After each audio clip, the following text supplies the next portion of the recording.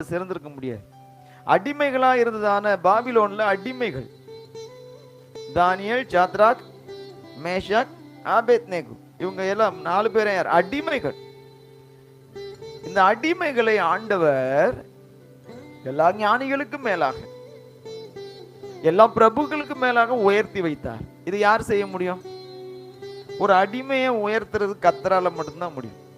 நான் சிறுமையும் எளிமையுமானவன். சிறுமையானவனை புழுதியிலிருந்து எடுத்து எளியவனை குப்பையிலிருந்து உயர்த்தி எங்க வைக்கிறாராம்? பிரபுக்களோடும் ராஜாக்களோடும் அமர வைக்கிறார். மகிமையான சிங்காசனத்தை சுதந்திரிக்கும்படி செய்கிறார். எவ்வளவு பெரிய தேவன், எவ்வளவு ஆச்சரியமானவர். அவர் கேட்க இது செய்யணும், நம்ம வாழ்க்கையில் இது செய்யணும்னா நாம கொடுக்க வேண்டியது வாக்கு.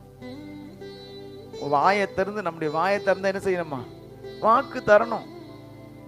அப்படி வாக்கு தந்தா அவருடைய வாக்கு தத்தங்கள் எல்லாம் நிறைவேறும்.